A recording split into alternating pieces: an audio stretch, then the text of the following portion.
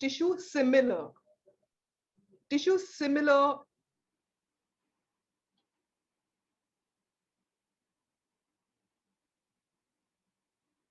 endometrium. It is similar. It is not the inside the uterine cavity.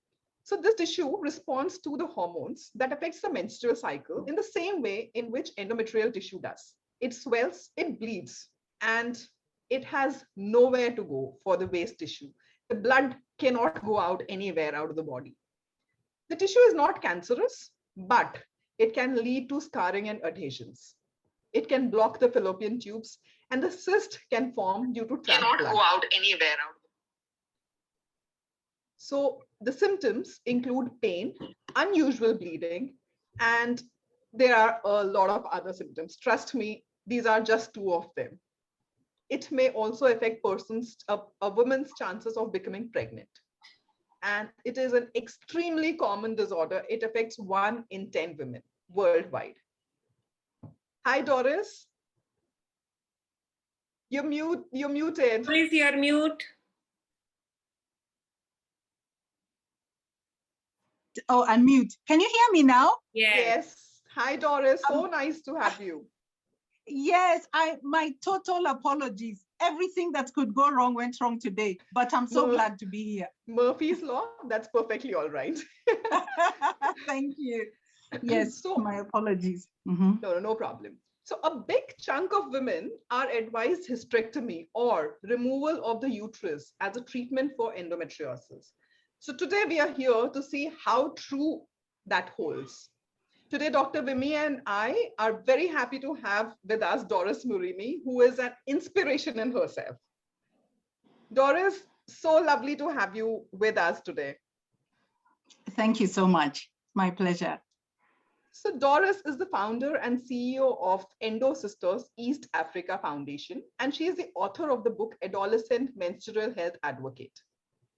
She is an endo warrior herself, who unknowingly struggled with endometriosis for 30 long years before obtaining a diagnosis. That must be painful.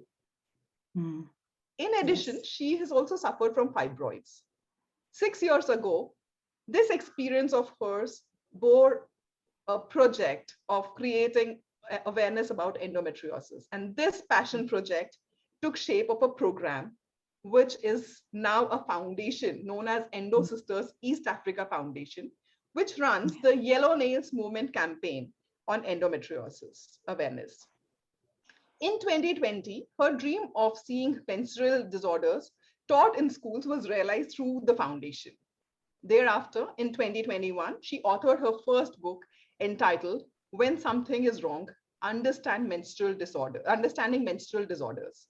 Doris, it is so nice to have you. You have worked so hard on creating awareness about endometriosis. It must be like tough. Yes. It has been. going undiagnosed for 30 long years. Yes. It must be like crazy. Yes, it was absolutely crazy. To imagine that I started, my periods when I was about 12, 13 years old. And then when I was about 15 years, I realized that my periods were not like other girls' periods. When they first commenced, they were irregular. They were painful, but irregular of about 7 months, without coming. Oh, so that was at least some relief. But when I was 15, they were now more regular, like every month, but extremely painful and extremely heavy. And so it just made my life so miserable. So everybody in my high school, I was in a boarding school, would know when I was on my period because I was sick, and I would always stain my school skirt. I always had to have, a sweater or something. It was just a nasty, nasty experience. And to realize that I was the only one going through that and the other girl seemed to be fine. Yeah, and so this would progress. My mother took me to see a gynecologist. That was, at least that was wise of her. But after seeing 4 different gynecologists who kept on saying the same thing, that, some girls can tolerate pain, others can't take a lot of pain, when she has her first baby, she'll be fine and all that. And coincidentally, when my mom had me, her bad periods became better. So she believed that. True. Yeah. I Yeah. know. Dismissing A the myth, symptoms is very prevalent. I know, Not only a by myth, a doctors. myth that keeps continuing through generations, you know. Yes, yes, Yeah. that keeps continuing through generations. And for some women, I don't know, for some women, it actually works. Like for my mother, it actually worked. Yes. Bad periods, but she didn't have endometriosis. She had me and her period seemed to be better. I don't know why. You were a you lucky know? charm. You were a lucky Yeah. charm. But then it seemed like I got all the help thereafter because No, my goodness. Doris, here, there, I would like to say that when your mother conceived, Yes. yeah, what happens is when we do not treat endometriosis, the infertility sets in because of the damage to the fallopian tubes and the pelvic structures. So earlier time, our back generation, they used to conceive little early. Early. So Yes. infertility was not there, their bad periods, and that is why the elders used to say, you get pregnant, you get deliver a baby, it will be solved. Now, what Yes. happened in our generation, the pregnancy is delayed. And Yes. True. if Yes. endometriosis is not diagnosed on time, the damage is already done. Yes. And Absolutely. women lands up with infertility and inability to conceive, and the problem is not solved. So Yeah. that True. is why the older generation keeps saying that you get married, get children, and your problem will be sorted out. That No, is a myth. the pain getting better after delivery for her mom, she was a lucky charm for sure. Yeah. But she went on to have my sister 2 years later, and then my other sister another 3 years later, and then my brother, you know.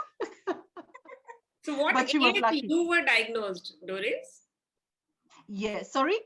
At What what age were you were diagnosed? Oh, yeah. Can you believe at 45? Oh my 45 God. My God. at 45. When I was 20, I was in college and I decided to go and see now a different doctor. You know, I took myself to a gynecologist, and she said to me, how do you think you're going to give birth if even a small thing like period pain makes you feel so much pain, you know? And it was a female gynecologist. I never went back to see another gynecologist. And for almost 10 years, I did not see a gynecologist. Yeah. But during that time, I had heavy menstrual bleeding. I had bloating. I had constipation and diarrhea during my menses. I had severe backache. I had cramping. And I continued to have that. But luckily for me, what I realized is that it was very progressive. But by the time I got into my 40s, around 43 is when all hell broke loose. You know? At 43, I started bleeding one day and it never stopped. I say I bled for 5 years, nonstop. Oh God. Yes. That's so what painful. happened? Yes, what happened was that I would just bleed, and then maybe for 2-3 days, it would stop a little bit. And then, like small drops, then it would start all over again. And I continued like this for almost 5 years, just constantly on my periods. So you must have got anemic also, right? Yes, I did. I got anemic. And then because of some of the medication I had been on, I had developed gastritis. So I could not take even that medicine that they give you for anemia. Correct. The iron medicines. The iron medicines. Yeah. It was too rough for me. So I had to do natural vegetables, beetroot, spinach, liver, all those things. And it was a long process, but it was actually it was terrible, honestly. Yeah. So I was contending with that because I first started with the medication, then I developed chronic gastritis, and then I was put off that, and I had to contend with that, and plus now the anemia, headaches, and all that, plus even what I was going through. Yeah, in terms of the endometriosis.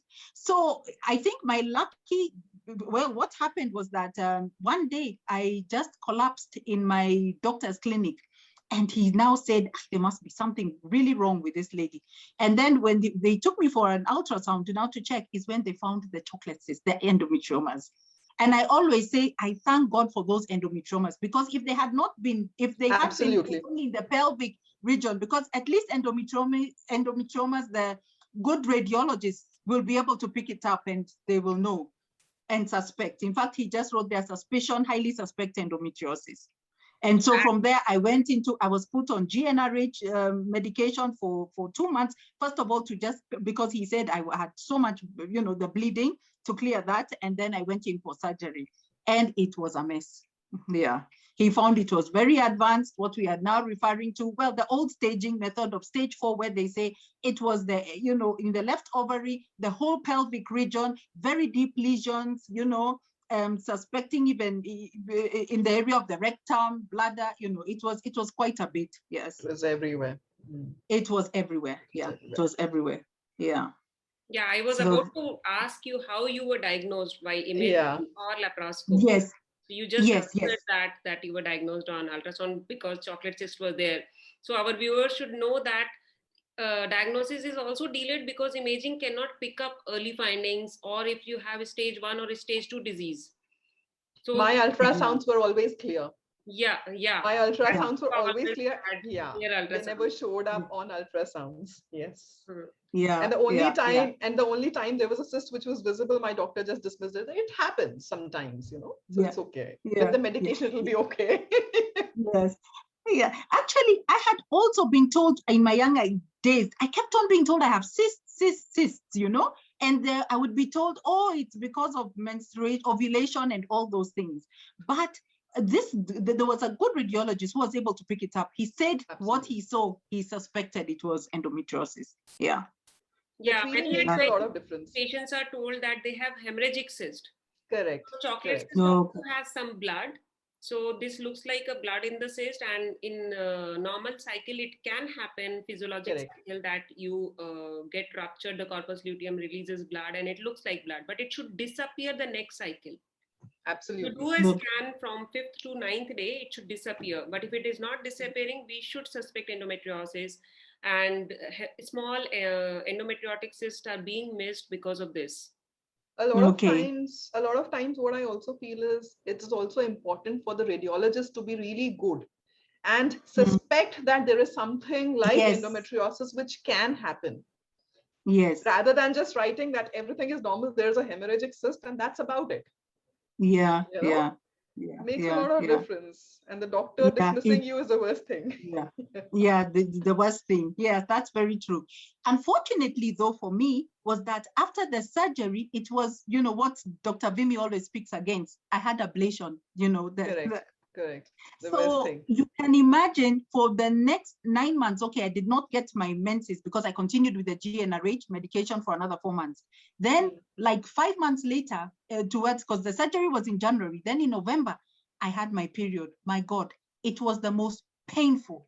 It was like twice as painful as it was before, because I don't know why.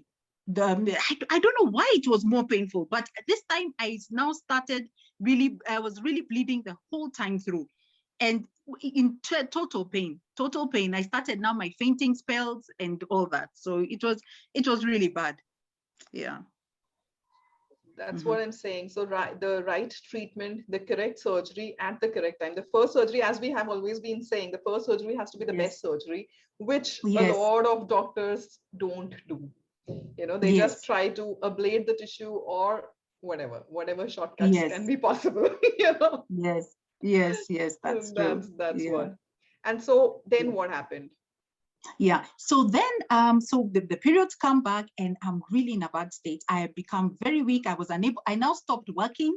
I was having fainting spells, and I had been put now on medication to help with the to stop the bleeding. Correct. So I was like this, in this state, on medication on and off with a lot of painkillers for about 6 months, and it was terrible. It reached a point where my doctor actually even sought a second opinion, and they proposed to me that I have a hysterectomy.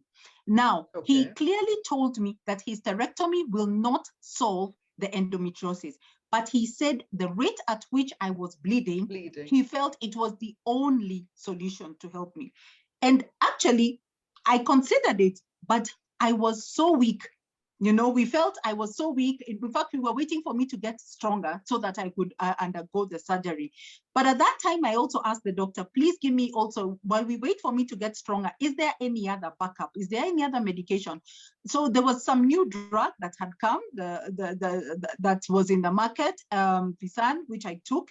And for me, it was like night and day. It started working almost immediately, and it really helped. I think it's a progesterone. I think, it has a lot of high progesterone. It's really, Dynogest. yeah, Dynogest, exactly. That was like night and day for me, because one, it reduced my bleeding from about 28 days all the way down to 14 days.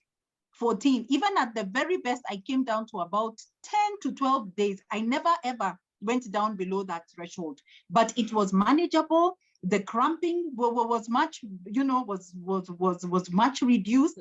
I felt so much better, with that. And so I took that medication for 6 months, and I was so happy. I even started working again, after those 6 months. So then obviously they advise that you only take it for a duration of 6 months, then take a break, because it's not good to be on this hormonal, medication for very long. So after the 6 months, I took my first break. After 1 month, what happened?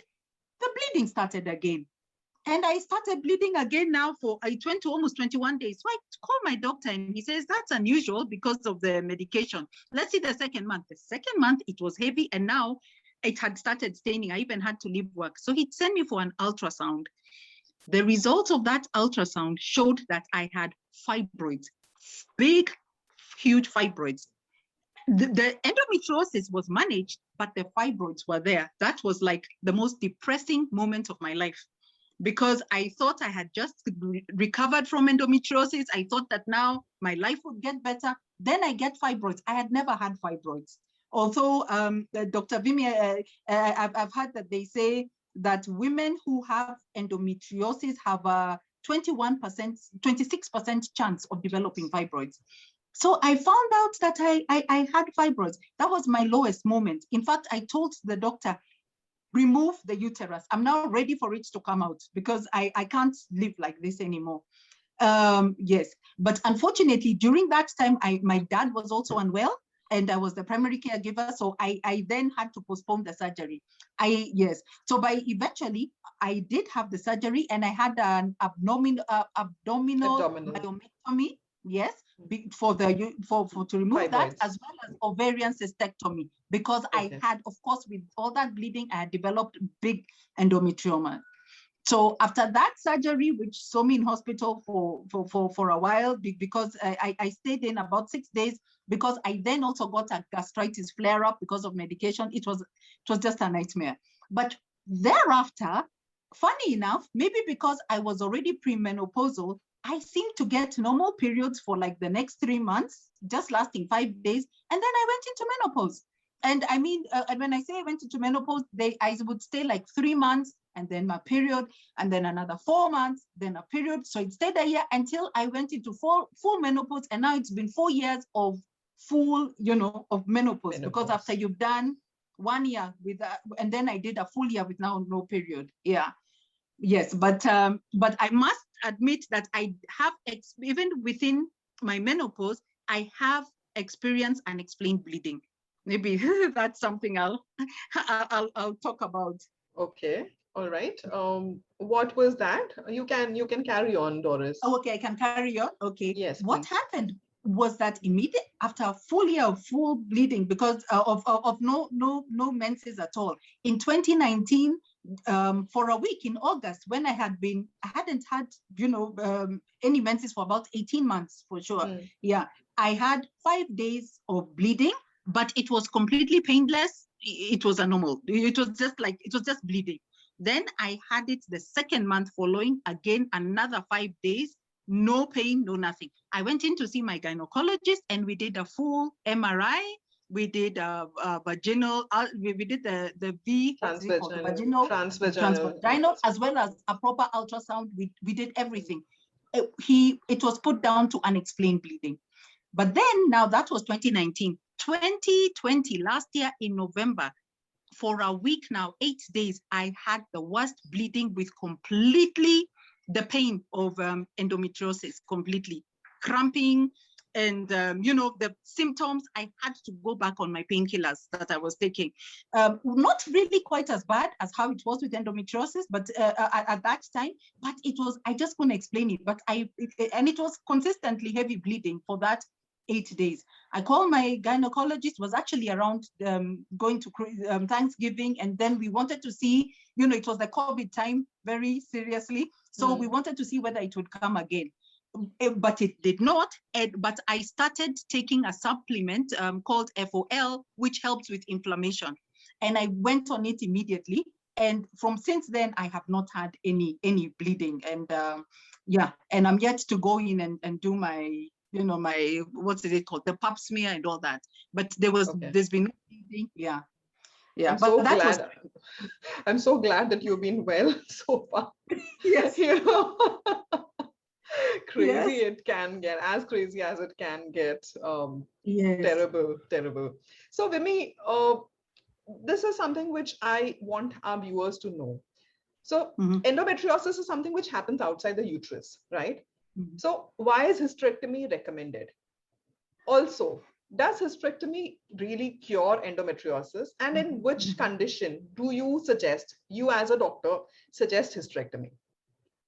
Shilpa, I would share my screen. Yeah.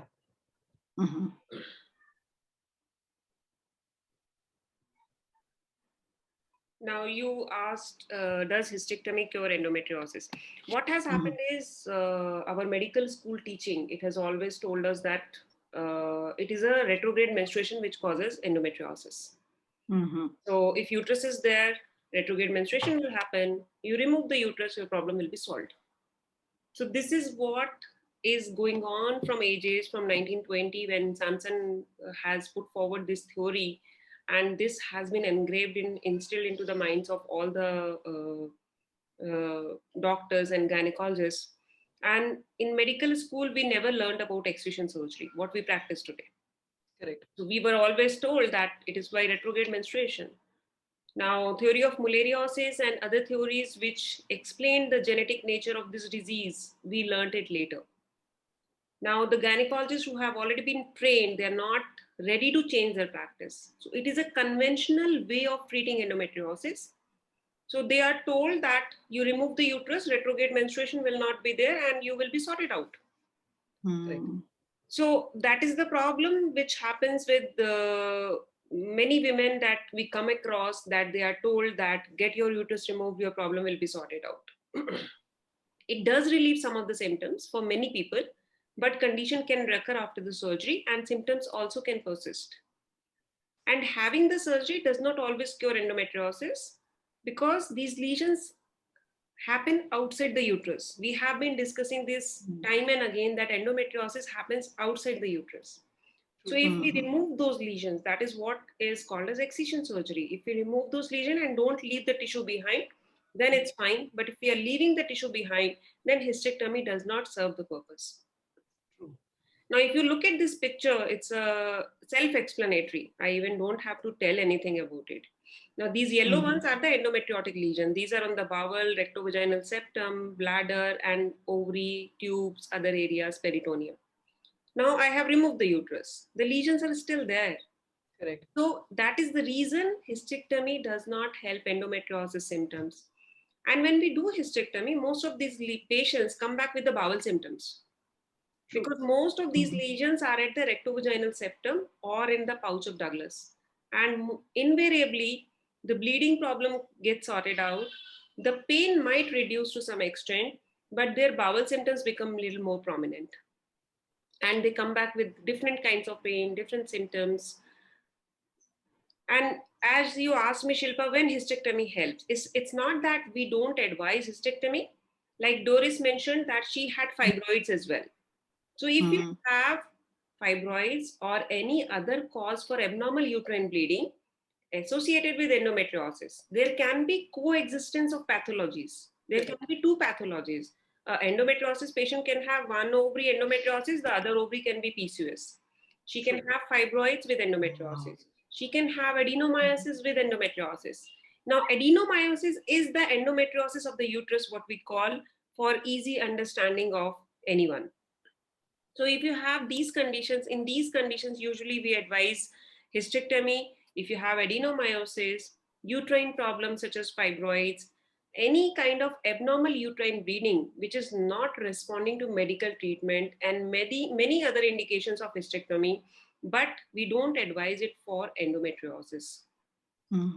Okay. So the next thing is, if a woman goes through hysterectomy, how does it affect the woman? I mean, are there any disadvantages of a hysterectomy, and can endometriosis happen post hysterectomy? See, if hysterectomy is done along with the excision of the tissues, then it's fine. But if they are left behind, definitely her disease is already there. Now, I'll tell you, if you search, does a hysterectomy help with endometriosis? So these kind of information you get, and patients, this is a misleading information. Taking out ovaries and the uterus usually relieves pain. That indicates that hysterectomy is a solution for endometriosis, but it is not. So we have to discourage this kind of information available on the internet, which misguides the patient. Now, this is from Dr. David Redwine's Endopedia, which says removing the disease, not the organs, is key to long-term relief. So remove endometriosis. If it is in the uterus, remove uterus, no problem. But if endometriosis is outside the uterus, remove that. So what are the disadvantages, as you asked? There may be multiple surgeries required. If a patient has removed her uterus, but her symptoms are not going away, she has pain, she has radiating pain because of the nerve involvement, compression on the nerve, ureteric symptoms can be there, bladder symptoms or bowel symptoms, she might need multiple surgeries. And if she does with the gynecologist who is not trained in bowel surgeries and ureteric surgeries, it will be left behind again and again and again. So they should look for a excision surgeon who has a multidisciplinary team where they can address the endometriosis wherever it is found. Pain relief may not be complete, as already I mentioned that most of the times they come back with the bowel symptoms because that get exaggerated when uterus is removed. Sometimes hysterectomy is combined with oophorectomy as well, and which leads to your surgical menopause.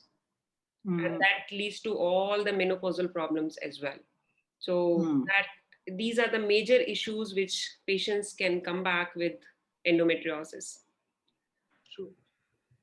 Now, recurrence of endometriosis symptoms and pelvic pain are directly correlated to surgical precision and removal of peritoneal and deep infiltrative disease. This is beautifully mentioned by Rizk et al. In 2014 in their paper. So we can reduce the recurrence, we can reduce the pelvic pain, but yes, it has to be removed completely. Correct. That's true. You won't believe in US, I don't have the data from India, but in US, over 1 lakh hysterectomies are performed for a primary diagnosis of endometriosis, and that's huge. Wow. That's a big number. If we project it on Indian population, it will be 10 times much higher, much higher. Yes. True. But if you're doing a hysterectomy, your patient should be well informed that there is an approximate 15% probability of persistent pain after a standard hysterectomy, with a 3 to 5% risk of worsening pain or any new symptom development. So these are the things which we should take into consideration when we are doing a hysterectomy for an endometriosis patient. And they are responsible for their recurrent symptoms. Uterus and ovaries are removed and deep lesions are left behind. And this was the standard practice. As I told you that they say that retrograde menstruation goes away, and if you remove the ovaries, estrogenic stimulation will go away. Now, with the recent theories, we know that endometriotic tissue produces its own estrogen. It is not dependent on the ovarian estrogen. So if you remove the uterus, remove the ovaries, it's not going to help, definitely. True. So in your opinion, preserving the ovaries is recommended or no for women with endometriosis? Now, it's a difficult question because there are some studies where the ovaries were kept and they had ovarian endometriosis in around 60 to 65% of the cases. It's a little difficult question to answer that. And also we say that one size does not fit all. So it depends on various factors. Patient's age is important, and whether ovarian endometrioma, how much involvement is there or not. Most of the cases, if ovaries are healthy and they have deep infiltrative endometriosis, we counsel the patient and we keep the ovaries so that they get the hormones and they don't need hormone replacement therapy, and if we remove the ovaries. So even if your ovaries are removed, lesions can produce their own estrogen This was shown by Hattinen et al. In 2012. And this is important to note because estrogen causes endometriosis lesions to grow and persist. It has never been definitely shown that endometriosis completely regresses in the presence of menopausal level of estrogen. So if we remove the ovaries, that does not mean the lesions outside the uterus will regress on their own. 2/3 of patients have some disease which many clinicians are not trained to recognize. If you see this abnormal area, this is endometriosis. You remove the uterus, but you leave this peritoneum, again, it will have a problem. Yes. The most common sites of recurrent lesion after hysterectomy and oophorectomy are large and small bowel. Because I would not say recurrent, they are the persistent. They were never removed.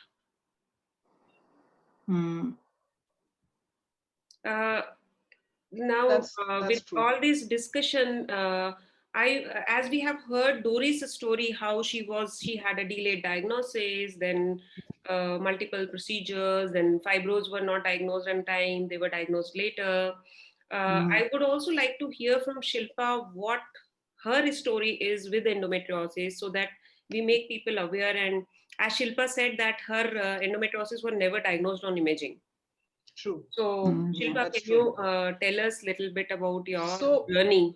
Yeah, a lot of people know it since we keep doing sessions, but for people who don't know.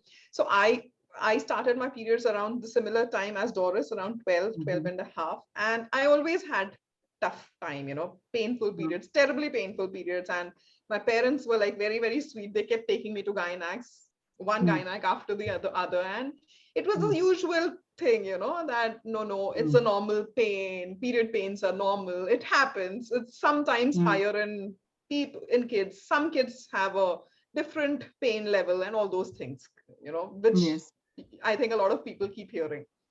And it kept happening. Then as I was growing up, I used to faint in college. When I was going to college, I used to faint in college because of the pain. It used to be like so tremendous. I used to take around 4 or 5 painkillers in a day. And still it used to be like crazy because I could not miss college when I was studying, obviously, because attendance is compulsory. You have to work on patients.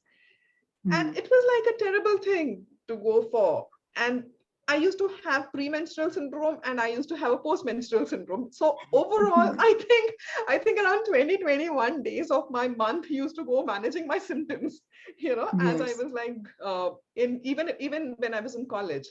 So all in all, it took a toll on how my college life was. If I think about my college life, I think I haven't enjoyed what a lot of other people do because I was so busy managing my symptoms, and people don't understand. Honestly, kids at that age don't understand. They feel that, oh, she is just keeping it to herself. Maybe she is an introvert, or maybe she is, she doesn't want to mingle around with people. But people don't understand what you're going through.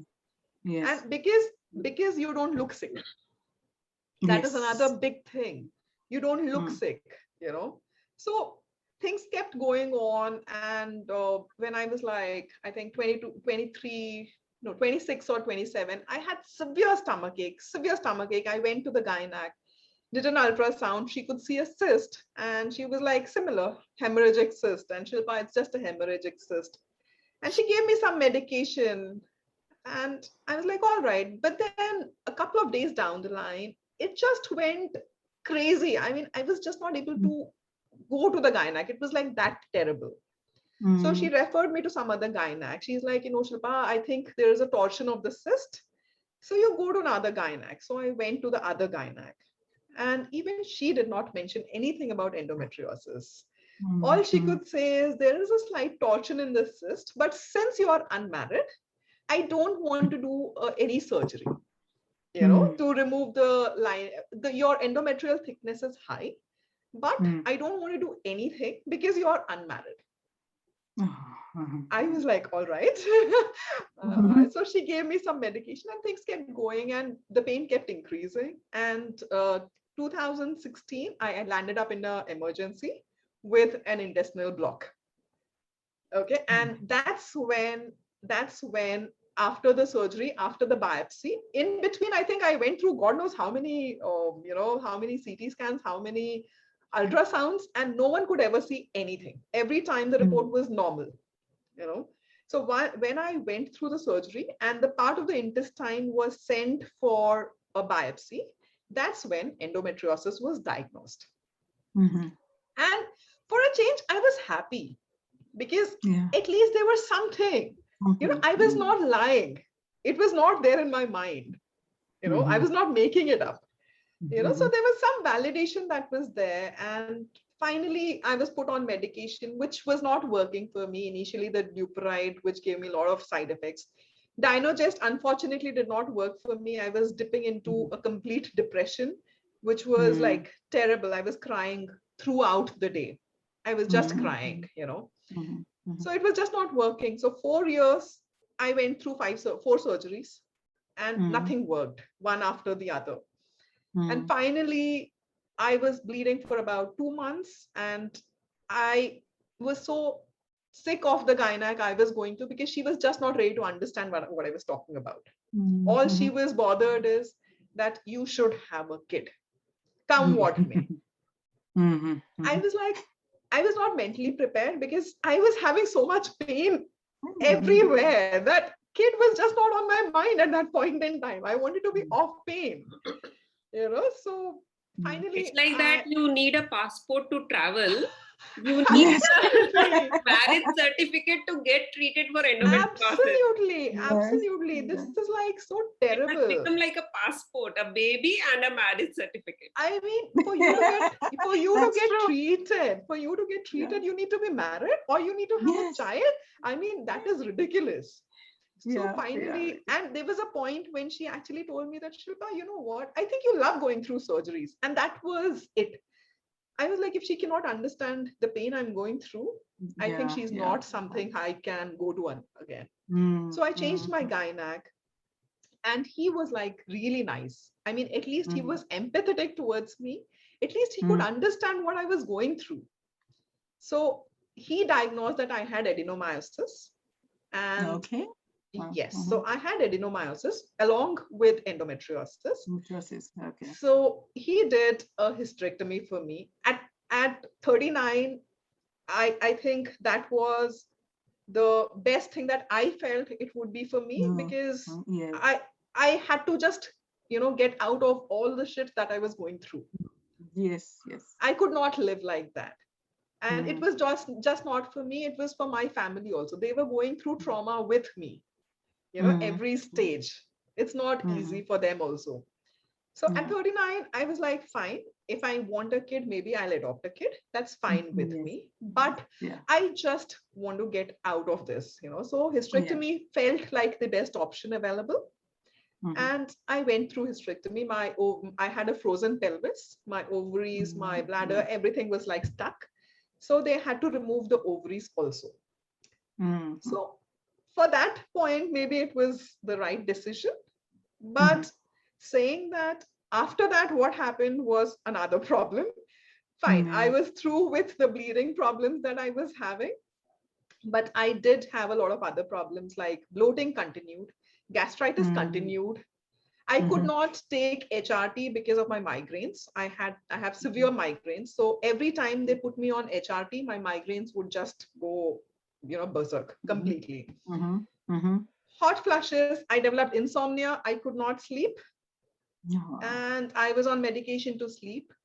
So these were just few of them which were happening. Constipation, diarrhea, which keeps happening. Endometriosis, I think a part of it was removed, a part of it was not removed. But that's fine. Maybe at that point in time, whatever they felt was right, they did. So maybe I'm much better than what I was. I'm maybe 60% better than what I was.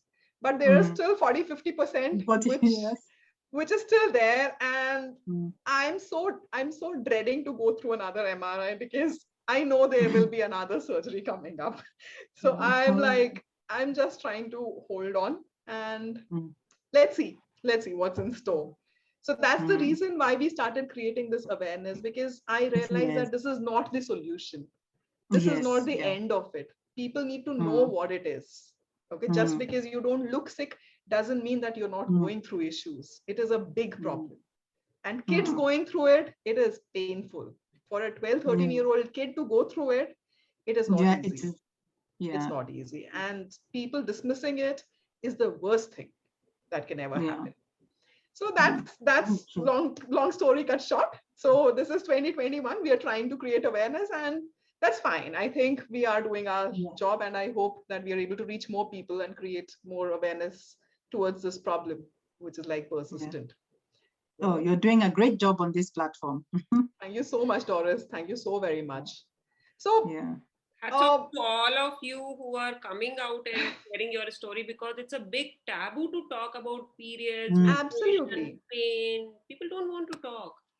I operate some patients, if I tell them that can you speak on a video or tell for awareness, they don't. Out of temptation, 9 disagree.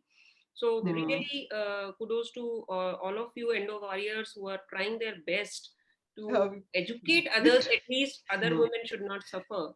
We truly are warriors, it seems. We are actually waging a war to create awareness about this problem. Yes, yes, indeed. Yes, indeed. And when we hear the stories, then they're quite similar.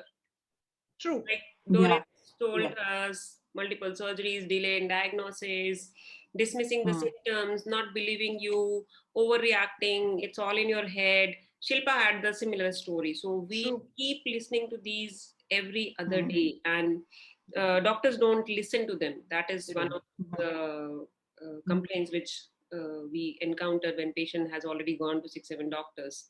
And they continue the medications. That's what happens most of the time with endometriosis. I don't know why don't they recommend surgery. I agree endometriosis teaching was different, but laparoscopy is the gold standard, is written in golden words in all our medical books. True. At least advise laparoscopy and remove wherever endometriosis is. Yeah. Dr. Vimy, I want to also, I wanted to also bring another dimension also about this endometriosis. Sometimes the doctors don't tell us the side effects of this medication we are taking. Like, for example, I was on medication, to stop the bleeding. I think you would know, I don't know how proper it is to cite the medication, but anyway, some of the medication that I wasn't to stop the bleeding for long, I was on it for very long, and also for the GnRH drugs, which are there. I later developed glaucoma in my eye, and it's actually, my left eye is actually very bad, and I see an glaucoma specialist who is treating me, on a monthly basis. I'm on 3 different eye drops plus painkillers. Every month. So it's like I stopped one problem and I started another. But what we've discovered is that the most likelihood, they're not 100% sure, but the side effects, I went back to look at some of the medication. They said eye problem, vision, on 2 of those drugs, the one for bleeding and one of the GnRH drugs. It said, okay, in a certain percentage of women, they will be that. And this is now, this kind of side effects, they are with you for life. Like now, this glaucoma, you have to take medication for the rest of your life. So I think it's important to advise patients about that. So that's why, if you remember in my talk, I was mentioning about the informed consent. So informed consent has to be a shared decision making, where the patient should be involved in the decision. She should be told everything about what we are going to give her and what effect it have. Then she should agree that yes, I'm ready to take it. I also would like to say sometimes it happens that benefits are more than the risk. In that case, we do take a chance and we do administer some of the drugs, or we counsel you that at this moment it is good for you. But yes, all the benefits, or there should be some booklets or some reference articles should be told to the patient that you go and read this and decide whether you really want to take this drug or not. But trust me, Leuprolide has more side effects than the benefits. Yes, definitely. So GnRH analogs, GnRH analogs have a permanent side effect. They have. Not only on the physical part, they also on the mental part. There is memory loss, there is depression, there is anxiety, and menopausal symptoms, bone loss. There are so many but they are advised. but they are advised left, right, and center. Every patient who comes to us has taken either 3 to 5 doses of GnRH, Shilpa. You won't believe it. I know that. I know that's how it is. That's how it is. So that is why even if we give them, we should tell them that these are the side effects. Then patient should decide. Correct. That doesn't happen. That constant part is also missing. That's absolutely correct. That's right. So Vimmi, now tell our viewers that, so with menopause, surgically induced or normal menopause, does endometriosis disappear? And can a woman with menopause who has already had her menopause develop endometriosis post-menopause? I'm coming to that. 1 second. So let's discuss post-menopausal endometriosis, right? This is basically, we know that endometriosis is not a problem of reproductive years. Correct. And many studies, they have published the data that post-menopausal women also have endometriosis. And prevalence of menopausal endometriosis is 2 to 5%. It's not less. And many theories to explain, but postmenopausal endometriosis is even more complex because it is not known whether it is a continuation of previous disease or it has developed on its own. Now, a woman who never had any problem and presents to us postmenopausally with all the symptoms. So she was never diagnosed with endometriosis. So it's very difficult for us to make out that whether it is a persistent disease which she had in the reproductive years, but it went undiagnosed. Or it has developed as a new disease post-menopause. So that's the reason we don't have the exact pathophysiology, how it develops, if it develops de novo, or if it is a persistent disease. So exact prevalence we don't know, but yes, there is sufficient data to say that menopausal women do have endometriosis and we should not dismiss them. Now, asymptomatic endometriosis can be discovered incidentally during pelvic imaging, or by, suppose I have taken a patient for any other surgery, or she undergoes a surgery for any other specialty also. So the endometriosis may be discovered incidentally on laparoscopy. Evidence of endometriosis in menopausal women in absence of menstrual cycle, and they are hypoestrogenic because their ovaries are not working. That is the theory behind removing the ovaries in many of the women. It also, earlier also I discussed this, that Sampson's theory we can refute by this criteria because how these menopausal women are developing endometriosis. Correct. Okay. If in menopausal women is developing endometriosis, she doesn't have retrograde menstruation, her ovaries are not working. So she is hypoestrogenic, she is not having any menstrual blood going into the pelvis. Then how she develops endometriosis? Correct. That was my next question. How does a woman who is menopausal develop endometriosis? Because estrogen as such is not there. Yes. So-called. So because these lesions produce their own hormones. Exactly. There are genetic reasons. There are theory of mulariosis, which explains it well, rather than sticking to that Sampson theory and saying that menstrual blood goes everywhere and it gets stuck and they start growing and cause endometriosis. Now, if we look at the pathogenic mechanism, which just now Shilpa said, that how it helps in developing these lesions when estrogen is not there. In the previous slides, I have shown that they produce their own estrogen, and it has been shown by several studies.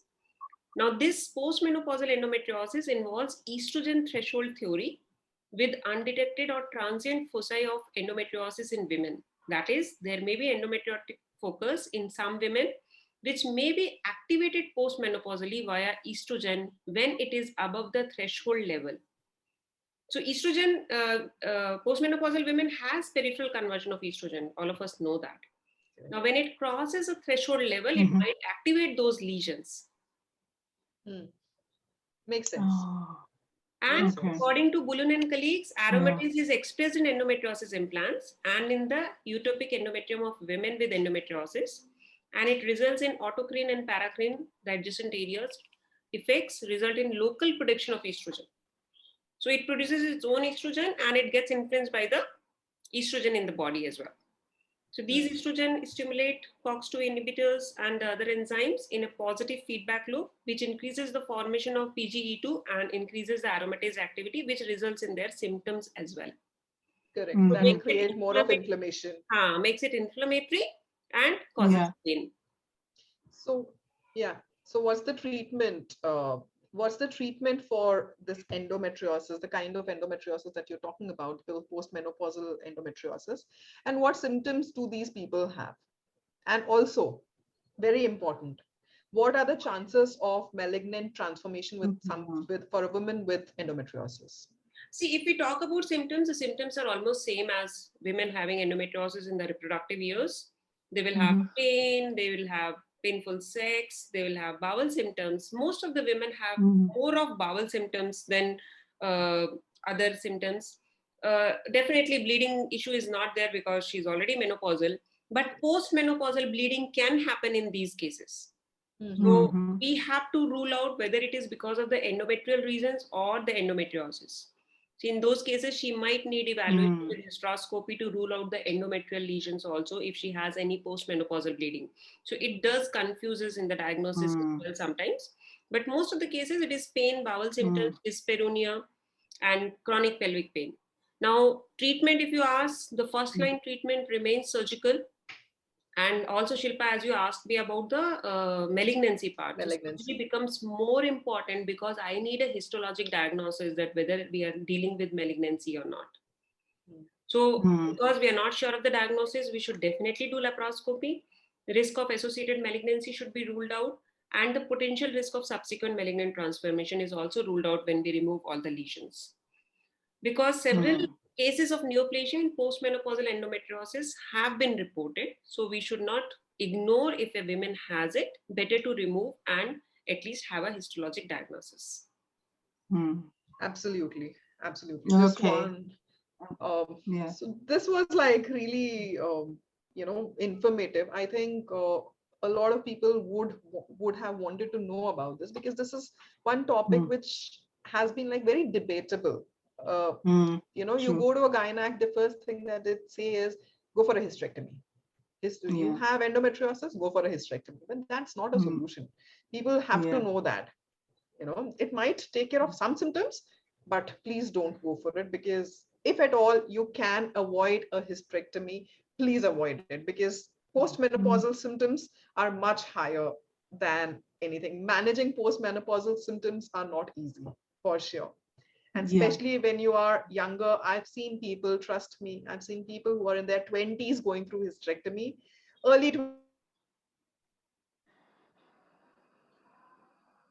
because they'll have to go through all the HRTs and all those things for like a lifetime. So it's not easy. It's not easy. So it was like lovely. Doris, it was like so nice having you here with us. Thank you so much. It's a pleasure. And looking forward to working together sometime in future. Hopefully we can do that, and that'll be like a amazing thing to do. There are one or two questions, Shilpa. Shall we address them? Please, please. Ankita Gupta has asked, what good does birth control does in a type 4 endometriosis patient with a history of 2 cystectomies? So, Ankita, many practitioners have different practice protocols post-surgery. Now, even in my practice, I do give some kind of hormones post-surgery, but mostly it is progesterone-based. Now, first 2 cycles, if you receive OCPs, because after cystectomies and endometriosis surgery, first 1 or 2 periods can be extremely painful. So you can bypass that, and if you take these medications, so some of the doctors give for that. But otherwise, there is no evidence that it should be given or it should not be given. So there is no concrete evidence as such. What are the long-term effects? We don't know. Day before yesterday only we had a long discussion on this on Nancy Snook. She had posted this, that what the physician I read that. So many of the doctors said that they do give, but they give it for short term, 3 months to 6 months or up to 1 year. So it depends on the individual practice protocols, but some of the progesterone therapy and or OCPs, one is to reduce the pain immediate post period, second is to delay the recurrence or delay the next surgery. We are not sure why we are giving that. But yes, we do give them, and then patients do have good results. So it all depends on your practitioner, what they are advising.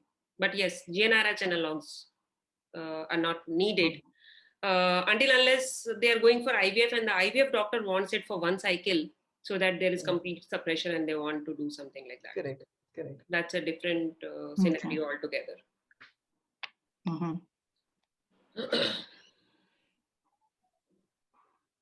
One more.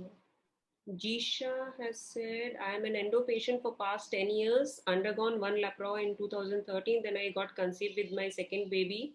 While I was pregnant with gynae, found another cyst, which was later removed with my C-section. I had taken Dynogest for 1 year, later stopped as it's not good in long run. Past 1 year, I was undergoing excruciating pain during my periods. This month, my gynae advised DMPA injection to be taken every 3 months to stop my periods. I have taken my first dose yesterday, hoping this will address and solve all my pain and discomfort. Now, Jisha, you should get a good imaging done, first of all, whether you have any persistent disease or not. Okay.